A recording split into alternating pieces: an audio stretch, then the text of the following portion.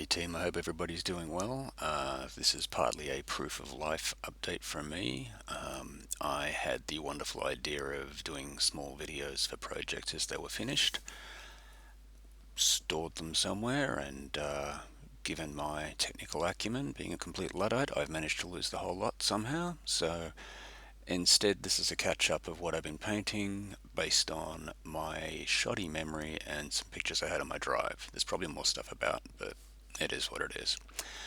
Alright, so kicking off, this is an Australian force for chain of command for the North African front in 1941. This was done with Perry miniatures and the metal head conversions. I think everything there is from the Perry's range. Yep. In the back, I've done a few extras with some of the additional components from a second kit. So there's an additional British squad, plus there's a metal 2-pounder, a metal Vickers gun, and I think that's a mortar as well in the background. I can't quite tell, and this was a while ago, so apologies for that. But as you can expect with the Perrys, absolutely lovely miniatures to paint. Really easy to work with, everything fitted well, and went together really well. So very happy with this and keen to get them on the tabletop at some stage.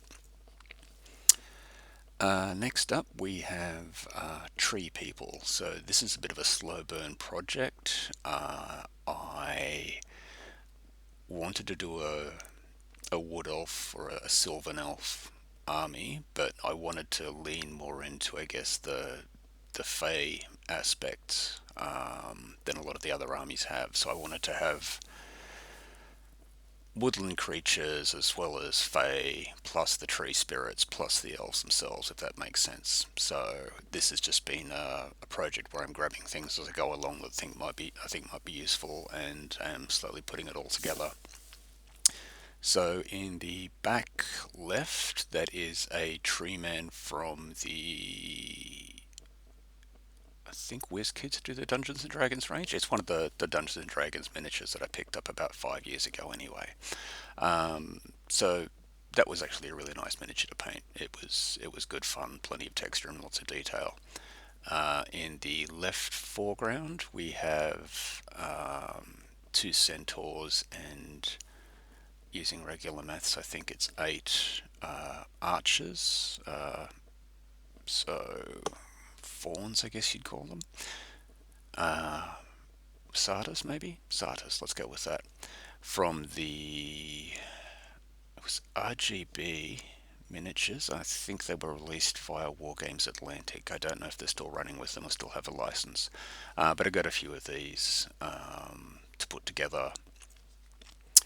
The parts were quite fine, and with my clumsy fingers, perhaps well, they took a little bit of extra time putting together, but quite happy with the results, even though I just gave these guys a Xanathl pre-shade and a bit of speed paint, and then did well, I'll call it the horse flesh, but the bottom half of the centaurs in a bit more detail. Behind them are a couple of character miniatures from Reaper, I think, and on the right-hand side, these tree men are from TT Combat. So I think they were four-door box. I picked up a few boxes and mixed them around. I wanted to go for slightly different looks on the bark, so I mixed up the way I primed all of them and used different shades, different colors, different washes, and different highlights on various parts of the miniature. So the idea was that no two of them look particularly alike or the same, and once I had a bit of stippling on the base and a bit of stippling on the shaded areas for moss. Yeah, the plan was, if I need to add to the range later, I haven't got to remember a 7-part colour scheme or a method that's going to line them all up exactly, because that's not how nature works anyhow. So these were, again, really nice miniatures to work on. I had a lot of fun with these, using the Vallejo colour IDF Israeli sand. I think it's Israeli sand. For wood has been a complete revelation. It's I'm just so much happier with the results I'm getting from wood using that as a base or a mid-range color now. I used to, I guess, lean more heavily into the yellow or the browns and wasn't getting as realistic an effect, but starting off with that and then, highlighting up to a grey does seem to look a lot more realistic. And as you can see, I went for an autumnal colour scheme with this force. I've got some more archers somewhere, but this is a slow grow force, so no rush there. And the leaves on the base were using one of the Green Stuff World hole punches and just some paper soaked with various calligraphy inks.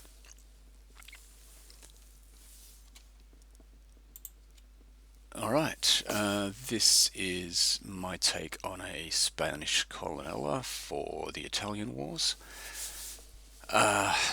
I'll This one's just a proof of concept one. I'll probably try and make it a bit bigger as far as footprints go. So this one's 3 bases wide, 2 deep.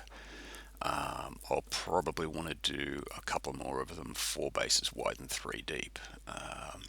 Just having them sitting on the table next to the pike blocks, they look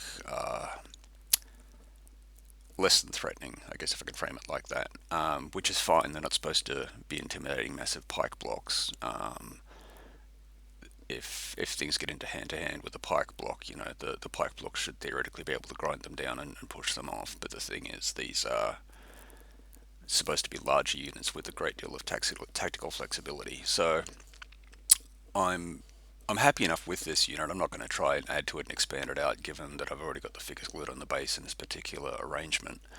Um, my understanding was that the Spanish were fond of using, I guess, a bit more tactical flexibility, so they would break off smaller units to hold objectives or plug gaps or do that sort of thing. So this will be fine as a smaller unit. The figures were from both Wargames Atlantic, the Conquistadors box, which I'm a huge fan of. The Metal Pikemen and some of the Command, I think, were from the Artisan range from their Italian Wars. Again, fantastic miniatures. And I think some of the other miniatures, so the ones that the pikes leveled and the swordsmen, were kit bashed from. Oh no, the swordsman. Excuse me. The swordsmen were from the Wargames Atlantic box, and so were the other pikemen. Yes, so this is all Wargames Atlantic or Artisan. Okay, I'll get my story straight now that I look at it. The ones with the pikes a bit more leveled were converted from the Wargames Atlantic spear arms. I just tried to clip them off and then reattach a pike with varying degrees of success. If you just try not to look at the front arm on the guy third from the left, I'd really appreciate it. Flags are from Pete's Flags. I know the scheme is not particularly based on history, but I just wanted to have something that was easy for the eye to sort of draw attention to the fact this was a Spanish unit. So I think I'll keep the various factions in some subset of the color palette, just so I find it easier to identify. So Venice will be white and red predominantly. Spain I'll go for yellow and red, and I'll see how far I get at any rate. And I seem to have jumped ahead. This one is just a where I'm up to with the Italian Wars force. So in the front foreground, there's a start on my black band. I saw these flags from Pete's Flags. They looked fantastic, and I thought, yeah, I'll have to have a crack at that. I've got a close-up picture of that coming up, so I'll talk about that later. But when I was messing around with it, I decided to put an additional rank on it. So if you see the Landsknecht on the front left and compare it to the Swiss on the right, The Landsconnect having the extra rank does look like a much more formidable pike block, so I'm going to add more ranks to each of the files, so I can just keep sort of stacking files on it, make the pike block as big as I need to. I think adding more ranks would look better, but I need to sort of keep this a little bit grounded in the fact that I've got to actually have enough tabletop to use these miniatures at some stage as well. But with the black band, I've got another sheet from Pete's Flags, which is, I think, when the black band were in the Servants of Florence, I think it was, for that sheet. So, given they were working for various employers, if I can frame it that way, during the Italian Wars, my idea was to do another 4 bases, use one of those flags on each base, and then I can swap them in when they're fighting on basically the Italian side, and then swap them, just remove them and go down to this formation when they're fighting for the French, if that makes sense. On the front, I've got a couple of units for Venice. These were just test blocks, so the swordsmen were Perry miniatures, and the Wargames Atlantic Conquistadors arms on Perry miniatures bodies, again all Perry metal heads, and flags were again Pete's Flags. The swordsman, the spearmen, excuse me, to the right of the right of screen, were again Perry heads, Perry bodies, and Wargames Atlantic Conquistador spear arms, and they fit reasonably well. I think there was only some minor gap filling on a couple of them, which was as likely as anything due to my assembly rather than a bad fit for the parts. So if you're looking for a way to get a lot of spears for an Italian Wars force, that is a pretty easy way to do it. There are a lot of extra arms in the Wargames Atlantic Conquistadors box, a huge number of different components. Behind the spear block, I've got the start of the Swiss. I've got to do at least another probably 4 cantons, I think, and I'll be extending those ranks back another 1 base at least. Behind that was the Colonna that I just mentioned. In the center, I've got a group of 6 Zweihanders, 6 bases of Zweihanders, and on the back left is a unit of German or Holy Roman Empire pike, with a couple of little shots of sleeves of shot, not shots of sleeve, it's a different thing.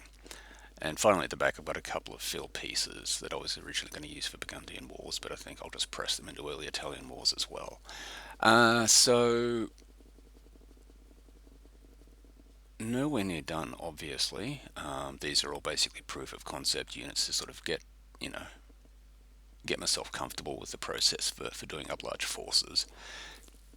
I think this one may get away from me because, the more I'm reading about this, the more I think it'd be cool to do a Florentine force or a Papal army, and, I've pretty much got to do Naples and Milan because that's, where a lot of the more interesting combat was taking place, and I haven't even started on the French proper yet. As you can also see, the cavalry are conspicuous by their absence. I've been wondering how to do gendarmes. I think I'm going to have a crack at just starting out using the Perry miniatures 1450 to 1500 cavalry set. It's obviously okay for the first Italian war, but I think I can probably push it a little bit later without too much hassle. That armor would have still been floating around to some extent, I'm sure. And from what I've read on campaign, a lot of the heavy cavalry got rid of most of the horse armor anyway. And my thinking is, if I really do fall as in love with this period as I seem to be, I can always upgrade to some of the nice Steel Fist or Wargames Foundry. Wargames Foundry? I think it was Wargames Foundry. Cavalry later on. And Eureka's always handy too, and that stuff's really nice for their gendarmes. This is a couple of units of ACW Cavalry because, again, the ACW project never seems to stop. So Confederates on the left, Union on the right. This was just done for a how I paint horses video for the Confederates. That's up on the channel if anyone's particularly interested. This is just my method, which gets stuff on the table reasonably quick without messing around too much. And if you do them in large enough forces, you can churn through things quite quickly. As you can see, they're only done to tabletop. Like just looking at this photo now, I can see I've missed straps and buttons and things left and right. So it is what it is. But again, with the 3-foot rule, they look okay on the tabletop. So this started out as a sharp practice force and has sort of escalated. I really don't know why this happened, other than the miniatures are so much fun to paint and the period's really interesting. I've actually, embarrassingly enough, got some lovely armies at 10mm from Lancer Miniatures that I've had on trays, having primed and just sat down for about 5 years now. So my intention was to do this period at a much smaller scale, so I could, we'd have the opportunity to undertake bigger actions. But yeah, the sharp practice stuff seems to be getting away from me at 28mm, so we'll have to see how big a game we can have with sharp practice without the system breaking. This is light cavalry for the Wars of the Roses. So at the front we've got what is that? 5, 6 guys for York. I think it's no, not York, Oxford. Excuse me. And behind them, I should have done some reading before I started this video to refresh myself. Behind them is the one that's not Oxford. There we go. So again, Perry Miniatures. This is one box of the light cavalry. Really versatile set. Really love it. I'm probably going to utilize these guys or this set to do a lot of the mounted arquebusier and other light and medium cavalry for the Italian wars. Yeah, Perry Miniatures, great fun. Really enjoyed doing these. This is a couple of units for a Bretonian force that I've had on the go for a while. Well, I'd say I've had it on the go. It has been on the go, but the idea was that a friend of mine plays Bretonians, and he's hooked me up with a lot of miniatures and over the years. So I was just gonna do up all the Bretonians I had and just let him sort of absorb those into his army. So yeah, we've still got a bit to work through, but should have a big force at the end of it all, and it should look good on the tabletop. So on the left, I had a go at painting stripes on miniatures. This was my first attempt. I started off using masking tape, the hobby masking tape. Realized that wasn't giving me the results I wanted, and then tried freehand, and that worked okay until the good Lady Evil came back from the shops with a coffee from me, which I duly drank, and then started going again, and the hands were shaking a little bit at that point. So some of them have fairly mixed results, but that's on me. Not ideal, but they look good enough at a distance to be easily identifiable and differentiate them from the rest of the force. I'll be using these guys as knights errant, so the stripy barding is for knights errant, so that's fine. And then the other guys, just vanilla Knights of the Realm, so they got a standard 2-color barding, so, well, a standard one with an alternate color for the, I don't know what you call the shield decals they've got hanging off the side.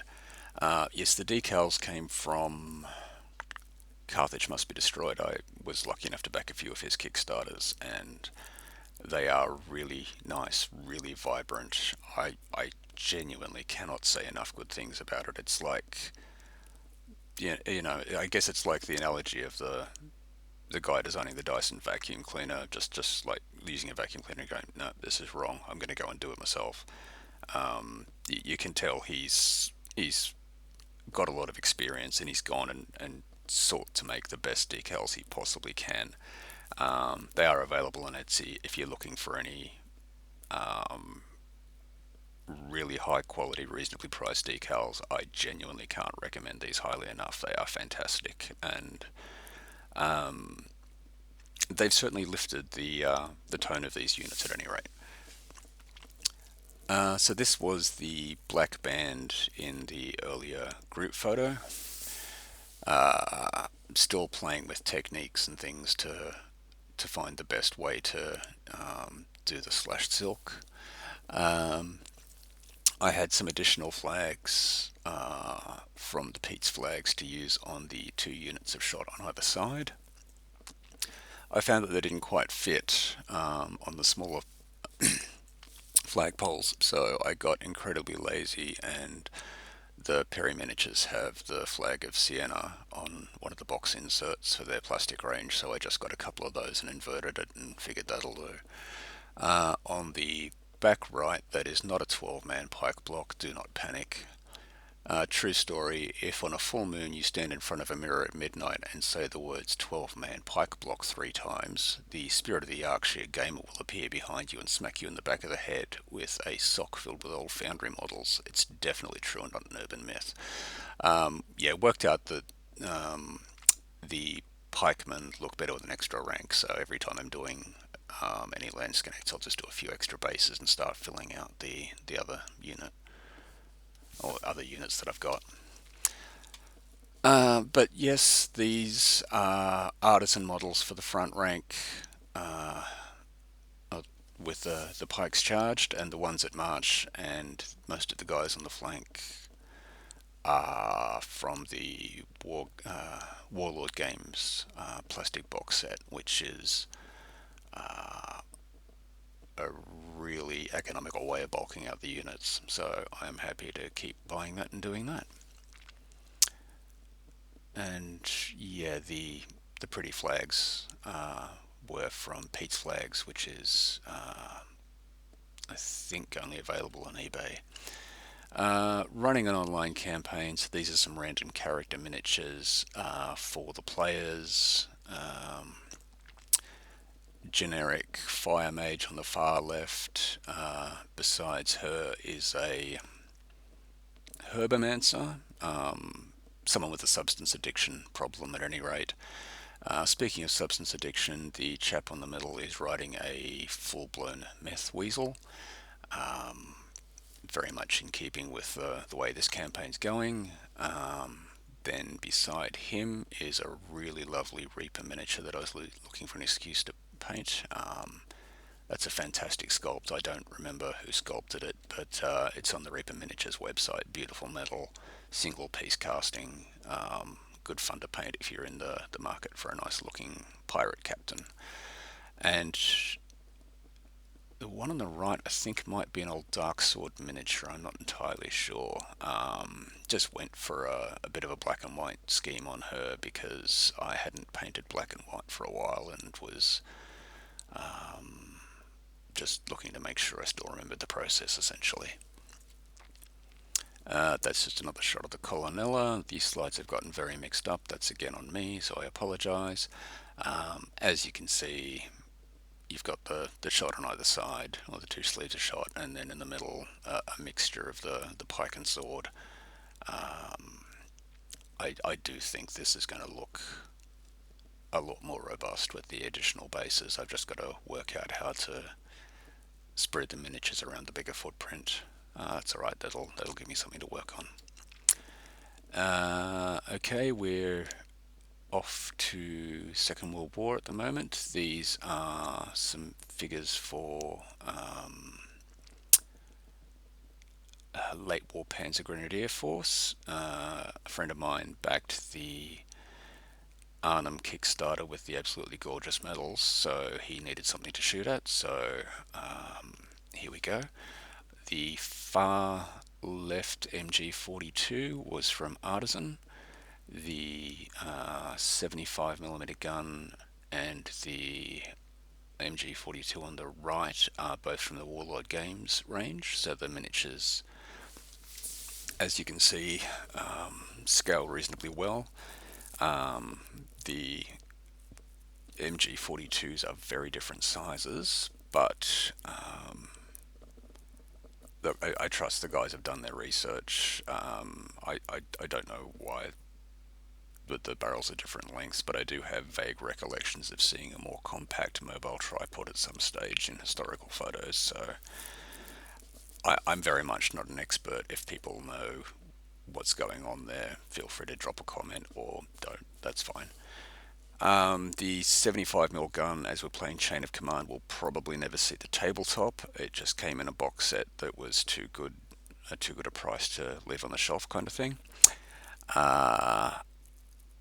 I'd suggest it may get a go if we try O Group. There has been talk of seeing if we can get O Group happening in 28mm, which sounds as bonkers as it probably will be, but yeah, why not? We'll see. Again, for the online campaign, one of the players wanted to play as undead pirates, so I had some miniatures kicking about for a small force for the Warhammer Armies project, Pirate Coast, Zombie Coast, Pirate Zombies, some iteration of those words, force. So I thought this might be a nice excuse to break them out and have a bit of a paint. So starting at the front left and front right, these were Warlord Games American War of Independence Colonial Militia, just with head swaps to make them look undead, except for the two, I guess, leaders in the front center of the unit, which were Reaper miniatures, special characters with overpowered scopes on rifles, which I'm sure would work particularly well given the era that they're in. But they look awesome, so I don't care. In the center, we have a group of skirmishers, which were made from mantic ghouls. Behind the front rank on the left-hand side, there are a group of zombie pirates, excuse me. These were all Reaper miniature plastics and all absolutely great fun to paint. Sorry, not plastics, they were bones, excuse me. But, you know, a prime hitting them with paints, they took the paint really well, they highlighted well. They've got so much character and personality. This was absolutely great fun. I had a ball painting those guys. The whole project, really. But yeah, they seem to be enjoying themselves, which is good. They're all having a fine time. To the right of them, we have a unit of skeleton pirates this time. So the front couple of ranks came from Eureka Miniatures. They do a lovely range of metal skeleton pirates, and I just filled out the unit with the back rank, which was done from the Warlord Games Hydra's Teeth box set, I think. It's the figures that people seem to not like because the feet come separate. So yes, they did take a little bit of time to put together. The trick is to glue the legs into the feet, and then remove the sprue connecting the 2 feet pieces, and after that it's just fine. I did actually really like having the flexibility of these multi-part miniatures. As you can see behind me, there are 3 giant crabs with riders. So this is obviously the Cavalry component of the force, and again they were used from the Hydra's Teeth. The riders were from the Hydra's Teeth set, just with some weapon changes, and having the parts so flexible meant that I was able to just essentially sit the miniatures on, without having to do any complicated conversions. So that was nice. To the left of them, there is a gentleman who's been tied to an anchor and dropped. So I think I'll use that as an army standard or a unit filler to make the unit bigger. Beside him is the standard issue zombie giant. And finally, bringing up the back rank, We've got a group of four pestilent zombies who will explode when killed. So everything at the back is Reaper bones except for the three crab riders. Again, really fun project to do, really enjoyed it. This is a group of five cavalry. I think I had the idea that these would assist the Bretonians as squires, but they are a little bit undersized for the rest of the force. This was from the Oathmark Human Cavalry range with some arm swaps from the Perry Miniatures War of the Roses light cavalry set and some additional components for the archers and things. Nice enough kit, just smaller compared to scope of the Games Workshop stuff, which being full bred war horses, I guess, should be a little bit bigger. So yeah, maybe I can get away with it. This was the first time I tried to build a Warlord Games model kit. This is M8 Scott Howitzer mortar carrier, I think, and was great fun. It got me a chance to play with weathering a bit. Still a lot to learn, but this was a good fun practice. I was really impressed by how easy the kit fit together, and how well everything just worked. It was really a pleasure to build and great fun to paint. So yeah, I've got a few more kits. A lot of them are Rubicon, so I'm not sure they'll be quite so straightforward, but we'll get to that when we get to it. Perry miniatures. These are just random mooks for the War of the Roses. So the idea is I'll use these guys as freshly raised militia or something. Hence the lack of any livery or coherent color scheme. I just wanted to paint them in not drab colors, but more muted colors, I guess, so that the more elite House Guard units stand out on the tabletop, and these guys just sort of blend into the background a little bit more. Again, Perry miniatures, completely lovely. Can't say enough nice things about them. Yeah, this is perfectly normal. This is the leader for the pirate force that we're using for the campaign.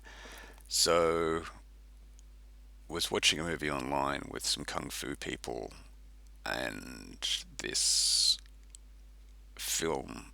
I'm going to use the word film. It was more of an experience. Zodiac Fighters. If you get the chance, check it out. It's definitely a thing. It's definitely a movie. But my main takeaway from it, one of the main takeaways from it was Shark Palanquin. I'm not even going to try and explain the film. If you've got time, check it out. If you've got time and brain cells, think about checking it out. I don't know. No, it was great. It was just definitely a thing. You've got to be in the right frame of mind for it, though. So yes, undead sharks on a palanquin with undead ghouls. Monkey playing an accordion because, of course, we have to have one, and the gentleman steering the thing is the leader of the force. His name is Captain Neckbeard. The original model didn't have a beard on it, so I had to sculpt one. And when I did that, before I primed it, I just looked at it and it looked so much like Rob Zombie, I had to do a double take. So yeah, it made me giggle a little bit. Anyhow, something a bit different. These are for the Spanish side of my 30 Years War. Well, Spanish, sorry, the Catholic side of the 30s War, but they're Spanish troops. These are Warlord Games, the metal armored pikeman box. These were completely fantastic. I was really, really impressed with them. Fit together nicely. I don't think I had any issues getting the pikes in. Really nice to paint, lots of detail. Really enjoyed these. very pleasantly surprised. So I'll use these to bulk up some of the other pike blocks that by default 16 and pike blocks with the Warlord Games plastic sets that you get with the two sleeves of shot. I think the pike block will look a little bit better at 24, so I'll just use some of these and mix them around between units and try and pad them out a bit. That's my plan at any rate. Again, for the online campaign, one of the people was keen to play dwarves, so it gave me an excuse to try and get some of the dwarves I've been collecting and storing in the pile of shame done. So starting at the front, that's 3 units of dwarven shot from the, I'm gonna say, 7th edition Warhammer Fantasy box set. The miniatures, when they were primed and I'd had a look at them, they didn't really strike me as particularly, I don't want to say not nice sculpts, but they seem to be lacking in detail a little bit. But once I started painting them, they were fine. They were fantastic actually. They don't have that much in the way of side detail, but they certainly make it up for it with the beards and the the hand sculpts and the facial expressions. So those guys were really pretty much painted themselves. It was great. Now behind them I've got 3 units of miners and 3 units of light infantry. At some stage, as you can probably work out, I've picked up 3 of the dwarf halves of the 7th edition box set, which came with, I think, 8 miners and 12 warriors. So what I've done is got a couple of the Oathmark dwarf boxes, one of the light infantry and one of the regulars, and I've mixed them in, so 12 of each unit went to bulk the miners up to a 20, and the remaining 8 went to the guys at the back to bring them from 12 up to 20. Yeah, maths. So, do they scale? Not at all. If you look at the miniatures, you'll see there are the nice short dwarves. So if you look at the green unit, perhaps, in the front rank, you have an Oathmark dwarf on the left hand side, and then a whole bunch of the GW ones coming through, and he's a full head taller than the rest of them. I don't care. I'm just going to say that these are different clans or whatever. It doesn't matter. It's a fantasy army. I'm not going to get hung up on it. And it did give me the chance to get all these dwarves painted and up to a usable size block on the tabletop. So yeah, 3 of each unit there. Flags were from Flags of War. They do a fantastic historical range, obviously across many periods, but they do also do some fantasy flags. So when I was doing an order, I picked up a few of them. On the right hand side are 2 units of the one at the front's Longbeards, the one at the back is, I think, Ironbreakers, and the dwarves GW rules, but I'm just using them as veteran and heavy infantry respectively in the campaign I'm running. These were from Mom Miniatures in Spain. They no longer ship to Australia, unfortunately, and yeah, that is a bit of a shame because I'd love to get my hands on more of these, but these are really nice miniatures, very affordable. They're resin, nice sculpts, a little bit of cleanup work, but so much character and personality in these guys. They're just amazing. So if you've got access to, if you're in a region that the company will ship to at the moment, I recommend checking them out because they're really good fun. And then character models in the front.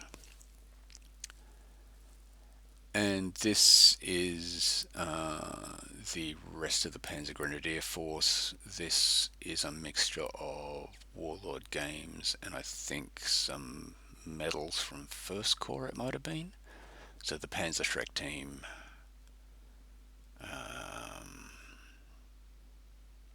possibly the Mortar, I can't see what else is there, the Flamer team at the back.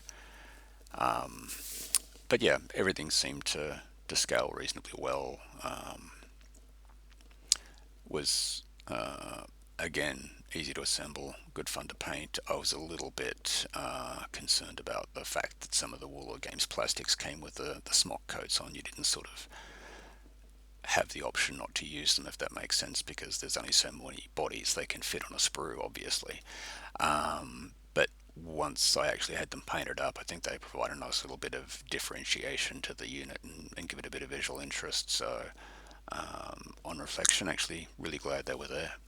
And just using my usual technique of trying to pick out the leaders by putting tufts on the bases. Oh, sorry, flower tufts on the bases, just so that they're easier to pick out on the tabletop. Again, this will be chain of command, so this is just a late war Panzer Grenadier platoon and a couple of support options at the back. And this was, you saw earlier, the Holy Roman Empire Landscape units. So this is a close-up of them. As you can see, still trying different painting techniques to try and get the unit looking like a coherent force. This obviously was a couple of files short of what you saw, so this was just something I'd done recently and stuck them to another 2 files of bases that I already had done. As you can see, with the unit being 3 bases deep, it just doesn't seem to have enough impact. So yeah, gonna have to. I'll try and stop at 4 bases deep, but we'll see how we go. Maybe a couple of the units I might make bigger. I know the Swiss pike had a habit of, yeah, they filled with large units, as large units of pike. Usually 3 large blocks was my understanding from what I've read. And we're back there to the Australians. So I will thank everybody for sticking with me if you've gotten this far. I'll try and update a bit more regularly, and I'll try and make it a little bit more coherent in the future. But, this is the paradigm which we occupy. I hope everybody's doing well. Hope your projects are going well, and look after yourselves. Thanks so much for watching. Take care.